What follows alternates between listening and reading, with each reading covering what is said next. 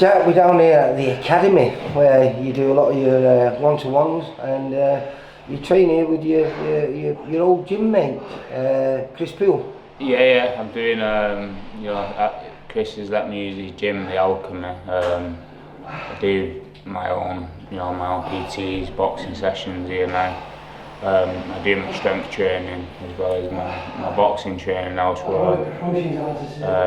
Yeah, it's good. It's not too far away from it. Well, it's literally around the corner from it actually. So it's perfect. That's what we're going to get to, because it's been all changed for you, mate, over the last. You were last out. Was it March? Was it this year? Yeah, 25th of March. Where you fought Nathan Heaney, who is now fighting for the British title against Denzel Bentley. Yeah, he's got a good fight. I think he's back out the week before I fight.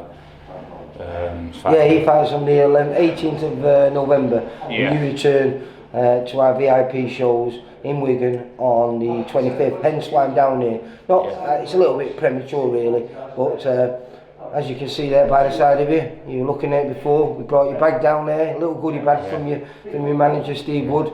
Tickets, posters wrong though. Yeah, so might have to be a cross through there. All picture and prices are wrong as well, so I'll be popping a bit of change. We'll hopefully get it sorted. Yeah. But it's all changed because you've now emigrated from Newbury, Farnworth up to Darwin.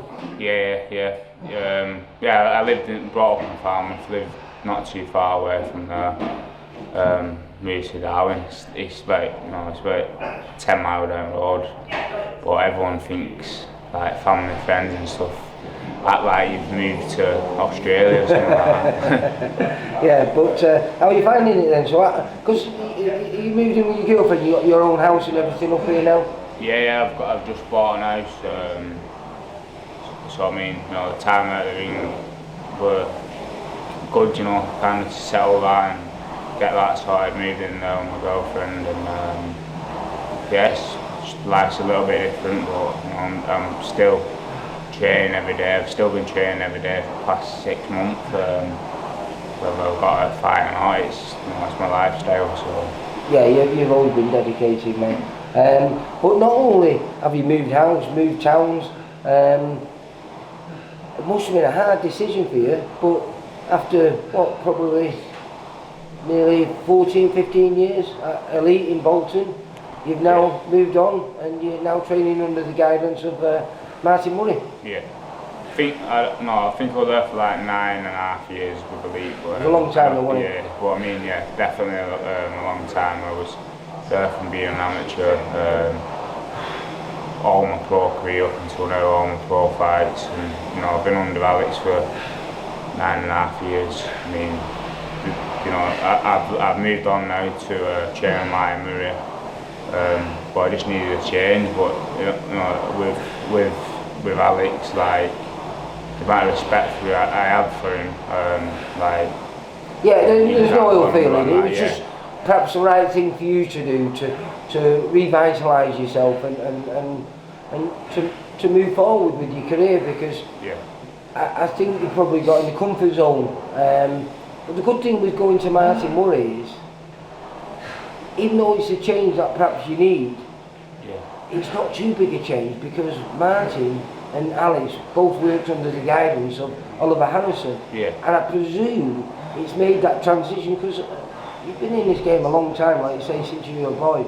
I don't think you need too much change in you, you're just tweaking really. Yeah, that's what I mean, it's just tweaks. That's like I say, that's boxing wise, and like on a personal level, Alex helped me so much with everything in my personal boxing life, and I just need a few tweaks and a few changes to see what I can get. Because I mean, I've probably got a few more years fighting. I'm not old, but I don't expect to be in boxing till I'm like too old. Well, you're just coming into your prime. You're 28 years old. Yeah. So realistically, there's another good 3-4 years there in your peak of your prime. And I was just looking on your record. You've got 4 defeats there, but you've only been beat by 3 men. Nathan Heaney were your last 2 defeats. You've lost your English title to Harry Scarf, who you got to respect him. I mean, he's now a 2-weight English champion, isn't he? Yeah. But so awkward, so awkward. I think he's got a very good chance of being a British champion as well. And on that same bill, I think Heaney and Scarf are both fighting for British titles. So isn't there 7 titles in that? There's 7 title fights on that show.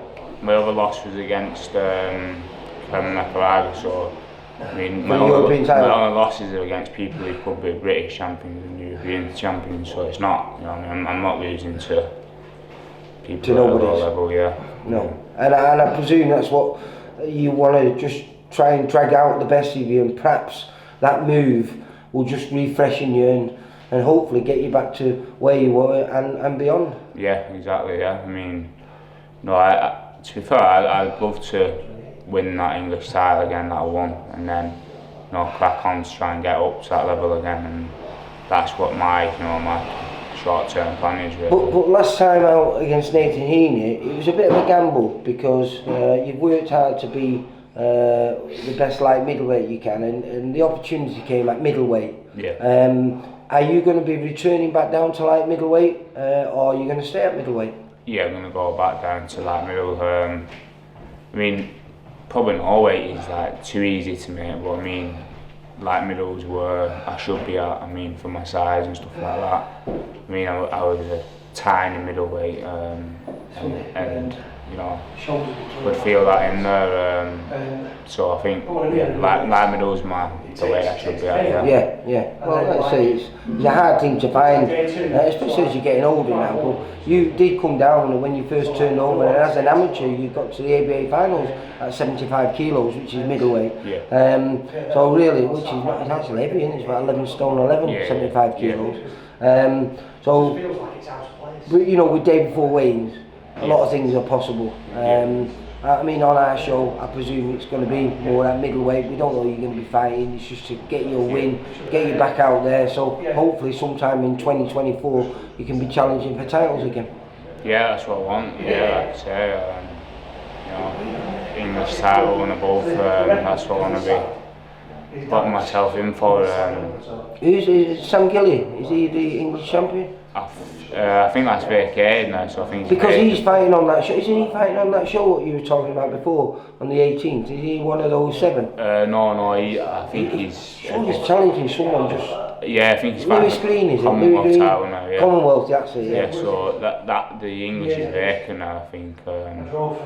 Also, I mean, yeah, it's opened up a lot now. So I mean, a good win on our show would set you up for early in the new year, maybe fighting someone for the vacant title again. Yeah, exactly. Yeah, I mean, I just want a title. You know, I want that feeling again. I mean, they were probably a bit too short-lived last time when they had the title, and I rushed back into, you know, I need to defend it because I like doing everything that you should do. I like doing it, you know, the correct way. I didn't want to win a title and then keep order it for 12 months and then defend it. I wanted to win a title, defend it straight away, which, you know, I probably rushed into it a little bit too much, didn't enjoy the time as a champion, and then, you know, it is what it is. But going back to working with Martin Murray, how do you find that, and what have you been working on? What have you been trying to add to your game or tweak to your game? Yeah.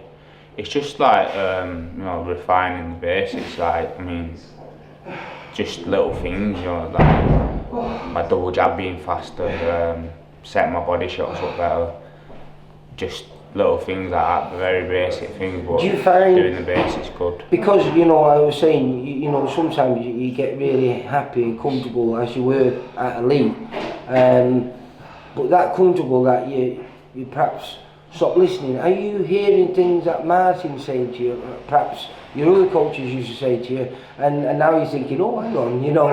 Yeah. Yeah, kind of, but obviously it's in a different way, you know. Someone, you know, different ways of teaching things and stuff like that. So, yeah, I mean, obviously they're going to have similarities because, you know, Alex and mine were at the same gym for a long time as well. So. But like you say, you can't get much more experience than Martin, 5 times challenging for a world title, you know. Oh yeah, it's mad. I mean, like, I was training with him one time a few weeks ago, and he said, "Oh, I did this when I fought Golovkin," and I'm just like, "That's mental, yeah." But, well, they fought everyone, didn't they? There yeah, wasn't there. yeah. You know, when you go back over the last 15 years, that man's been in the ring with everyone. Yeah, exactly. Phenomenal guy. But and one of his old opponents, he's making a comeback again, Billy Joe. Yeah, I've seen that. Yeah, I mean, I seen him doing an interview with Eddie the other day, and looks like he's got a bit of timber for the shift, but I mean that'll be good for seeing back in as well. Yeah. Fights. And what about you for weight? You look like you could step through the ropes tomorrow. Oh, but I mean, I don't think any fight is like, well, some fighters might be, but I mean, I'm not. You know, I've got a bit of weight to lose still. And what are you then? Just over 12? I'm not heavy. Yeah, I'm about 12.4, I think, now at a minute. So but realistically, that isn't too heavy because with David Ford weight, you're going to be coming in even at light middleweight, close to 12 stone or even over. Yeah, exactly. Yeah. I mean, the fights are if it's day before 11 stone 3, on the day 11 stone 10. So you know, that's. It's not a lot really, you know how the weight works, and 11 stone 10. Has this little break rejuvenated you as well with all the changes, with going to Martin and moving house and all that and having this little time off? Has this made the hunger and desire even stronger? Yeah, of course. I mean, I think the big thing for me is everyone's like saying I'm done, I'm finished. You would have been saying that all your career, mate. I don't know, I half giggle it and find it funny, but I mean, because Nathan Heaney's only fighting the week before me and he beat me, so that just says it all. You know, but yeah, I've changed a lot of things. I've changed my gym, changed where I live, even changed my car finally. So are we going to see a new improved Jack Flatley? Am I going to be watching you and thinking, I didn't see that before? Because we've just seen it with another kid who's had a little bit of time out, Brad Ray. Now he's moved gym, he's gone to Andy Abreu's, and when he came back in his little 6 rounder I show up in Liverpool, I was like, oh, I've not seen him do that before. Is there anything I'm going to be watching? I'm thinking, oh, I've not seen Jack do that before. Yeah, I think like I said before, it's just basic things, but that's what boxing's about, isn't it? Doing the basics, you know, better than, if you look at all the world champions, all the elite world champions, they do the basics better than everyone else, so I think that's all it's going to be, nothing spectacular, but I think you'll see it in there, hopefully. Well, I'm looking forward to it, mate, like you say. Are we calling it a comeback, or...?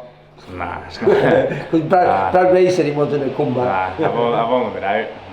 7 months? Yeah. Is it 7, 8 months? 8 months, still trained every day, you know. I've still put boxing before anything else, so it's definitely not a comeback.